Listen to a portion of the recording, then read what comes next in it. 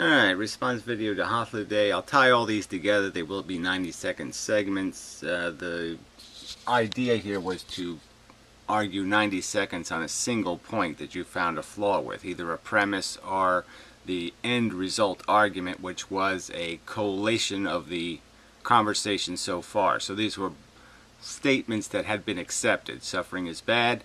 Individuals are qualitatively the same, substantially the same, and now this was the end question. What I wanted was an answer to the last question, not the first question, because you'd already accepted those premises.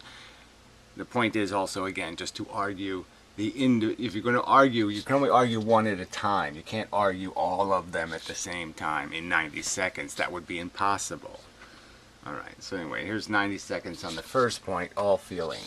So we'll do 90 seconds on that one, and then we'll move on to the others. This all feeling experience creates a value reality. That is, feeling creates value. A significant event reality, same as that reality. A in and of itself bad, degraded, or good, upgraded event reality. So those are three descriptors. This description, as Inmendham puts it, is a vague, blunt, ambiguous assertion. Okay, so vague, blunt, ambiguous assertion. I probably should just do 90 seconds on those words. And the following, I probably should have to write down his argument and make a counter argument, so never mind. Starting now. So that's all. That's just an accusation about the messenger. It's not explaining how the message is wrong. So you to say it's vague, is idiotic. It's explicitly saying feelings create value. There's nothing vague in that. We all have feelings. We can all. I've already done the cupcake nail and eye argument. It's quite obvious these are not ambiguous things. It's not vague. It's not arbitrary. It's not ambiguous. No, it's quite explicit. It's saying the value of everything in the universe is based on the fact that it affects a sentient organism when they feel. His next statement is worth a comment. All feeling experience creates, insofar as it does create things, it creates motivations to action and thought. Okay, so motivations to action and thought is the important part. So our action matters, what we feel doesn't matter. So he's basically saying a reflex where my arm would move and I wouldn't feel any pain whatsoever. That motivation to action is the same, okay, as a torturous, suffering feeling nail and eye. So the feelings are irrelevant. All there is the action. I'd say, based on my conscious experience, I would say that's ludicrous. That the thing that's most important, most visible to me, most apparent, unescapably obvious, is the magnitude of the sensations. And I almost could care less what the reaction to them was when I'm having the feeling. So I'd say that's just on its face nonsense from my personal experience as a professional consciousness. Yes, I learned by being conscious, and I've learned that the feelings are everything, and the reflexive action is who fucking cares. Yeah, enough on that one. Alright, next. Yeah, let's see, I gotta paraphrase him. I don't want to break this video into pieces, so yeah, well, never mind. We're just going to do a response.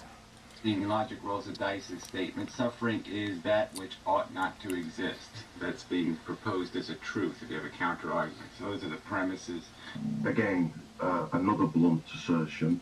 Okay, well, look, it's his blunt assertion, all right? So these are premises you accepted in the conversation.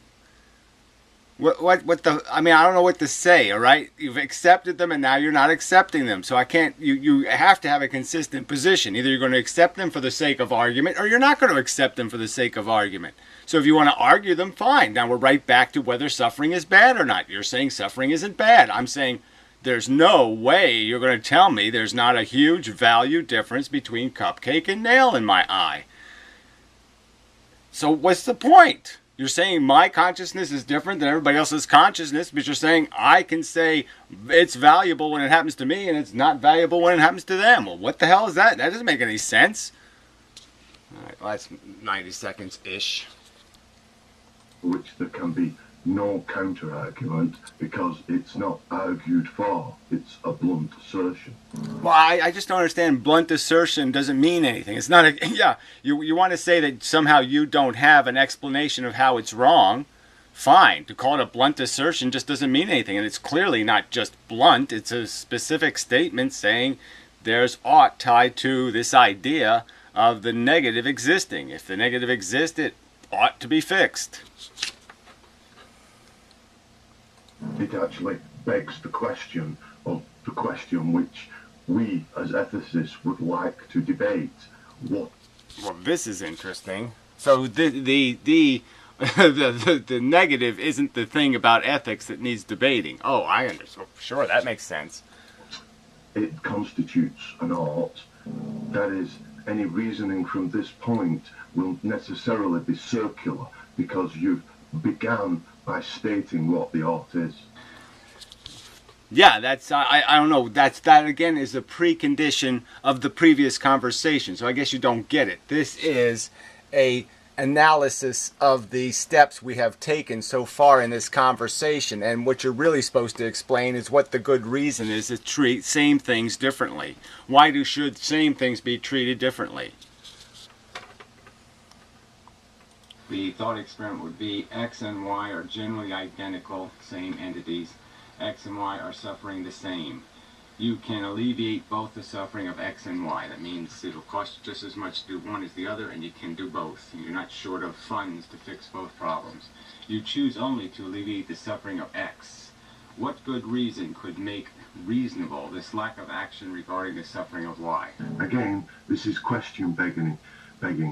You're assuming that I have the obligation to present such an argument. Well, you have an obligation when I ask the direct question. Yeah, that's right. Okay, I'm saying, how can this hypocrisy... I'm saying there's a hypocrisy and a duplicity, and if you don't explain it, there will remain a hypocrisy and a duplicity that hasn't been explained.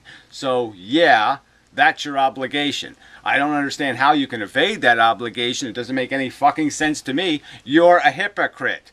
That's my accusation. Explain how you're not, please, because all the evidence indicates you're a hypocrite. You are treating A different than B.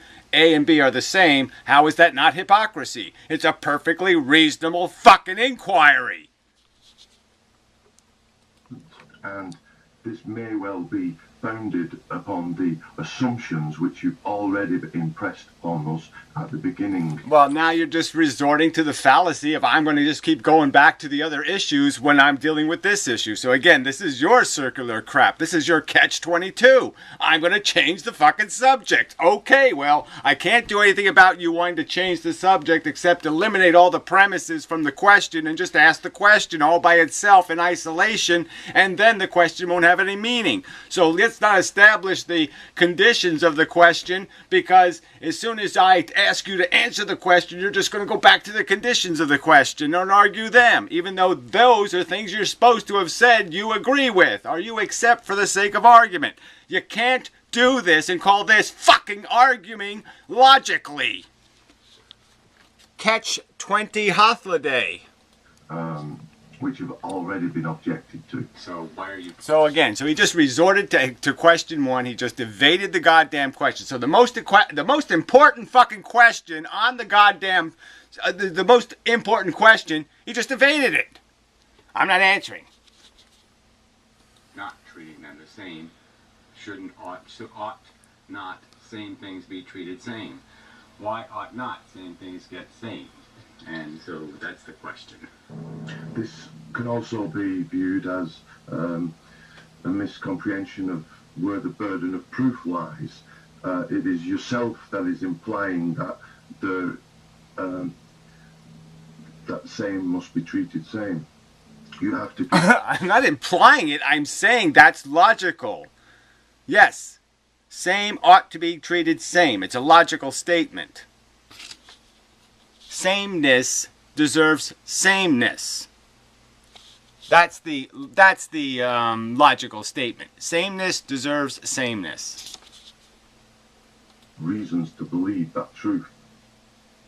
Reason to believe the truth that same deserves same. That the word same doesn't mean anything if you don't receive same. If you're not treated as a same, then the word same obviously doesn't mean anything. Correct? If two things are the same and they are not treated the same, then they can't be the same. Yeah. They're not getting same entitlement. The entitlements of same, the category of same, being put in the category of same, somehow isn't getting them same. That means there has to be a problem with their being in that category. They're either not same, or the word same doesn't mean same.